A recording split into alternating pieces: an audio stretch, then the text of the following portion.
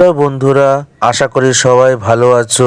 আজকে আমি চলে এসেছি নতুন একটি ব্লগ নিয়ে। আজ 23শে জানুয়ারি 2026।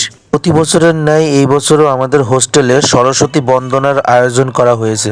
সমস্ত শিক্ষার্থীদের মতো আমরাও সমস্ত নিয়ম নীতি আচার মেনে মাতৃবন্দনা সম্পন্ন করি। নেতাজির জন্মদিন এবং সরস্বতী পুজো একদিনে পড়ার কারণে আমরা সকালবেলা নেতাজিকে স্মরণ করি এবং তারপরে মাতৃবন্দনায় আমরা নিজেদেরকে নিবেদন করি। পুজো শুরুর পূর্বে সমস্ত কিছুর আয়োজন সম্পন্ন হয়ে গিয়েছিল। পুজো শুরুর সাথে সাথে সমস্ত মানুষেরা পুজো এবং অঞ্জলিতে অংশগ্রহণের জন্য আসতে শুরু করলো। এবার আমাদের পুজোটি হোস্টেলের ছাদে অনুষ্ঠিত হচ্ছে। ছাদের চারপাশ ঘিরে থাকার কারণে এবং ছাদের উপরে টিনের শেড থাকার কারণে উপরে পুজো করতে আমাদের কোনো রকম সমস্যা হয়নি। এইগুলো হলো আজকের পুজোর প্রসাদ এবং নৈবেদ্য, যা আমরা মাকে অর্পণ করার উদ্দেশ্যে আয়োজন করেছি। এখন আমাদের পুজোর অন্যতম প্রধান প্রসাদ সিন্নি প্রসাদ বানানো হচ্ছে। প্রথমে গুড়টাকে খুব সুন্দরভাবে মাখিয়ে নেওয়া হলো। এখন গুলো পেস্ট করে এর ভেতরে অ্যাড করা হচ্ছে।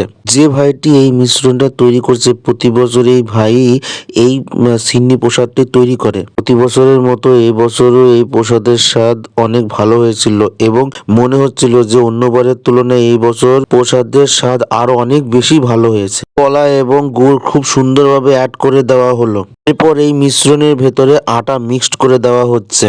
আটা যখন আগের মিশ্রণের সাথে মিক্সড করা হবে তখন খেয়াল রাখতে হবে আটার পরিমাণ যেন খুব বেশিও না হয়ে যায় এবং খুব কমও যাতে না হয়। এখন আটা, গুড় এবং ফলের যে মিশ্রণটা ছিল সেই মিশ্রণের মধ্যে দুধ ঢেলে দেওয়া হচ্ছে।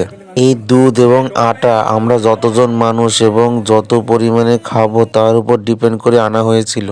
আমরা টোটাল 40 জন লোক ছিলাম এবং প্রায় 1.5 লিটার আটা এবং 5 থেকে 6 লিটার দুধ আমরা এই সিন্নি প্রসাদের জন্য ইউজ করলাম। সিন্নির ভেতরে কলা ছাড়া বিভিন্ন ধরনের ফল তো দেওয়া হয়েছিল, এমনকি খেজুরও এর ভেতরে দেওয়া হয়েছিল, যেটা কিনা প্রসাদের স্বাদ আরো অনেক বাড়িয়ে দিয়েছিল। এখন যে প্যাকেটটি কাটা হচ্ছে সেটি হলো সিন্নি প্রসাদ তৈরি করার জন্য সর্বশেষ দুধের প্যাকেট। এরপর প্রসাদটাকে ঘন করার জন্য আরো কিছু আটা এর ভেতরে অ্যাড করে দেওয়া হলো। এরপর মিশ্রণটাকে হাত দিয়ে খুব সুন্দরভাবে অনেকক্ষণ ধরে গুলানো হলো। এখন প্রসাদটি খাওয়ার জন্য একদম রেডি হয়ে গেছে এবং সবাইকে খাওয়ার জন্য ডিস্ট্রিবিউট করা হচ্ছে। পুজোর দিন রাতের বেলা খাওয়ার মেনুতে ছিল আলুর দম এবং ফ্রাইড রাইস। সব থেকে বড় ব্যাপার হলো আমরা বাড়ি থেকে অনেক দূরে থাকি এবং হোস্টেলের মতো জায়গায় থেকেও আজকের দিনে সারা দিনে যা খেয়েছি সবই নিরামিষ খাবারই খেয়েছি।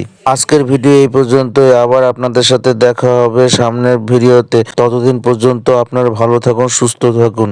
পুরো ভিডিওটি দেখার জন্য আপনাদের সবাইকে অসংখ্য অসংখ্য ধন্যবাদ।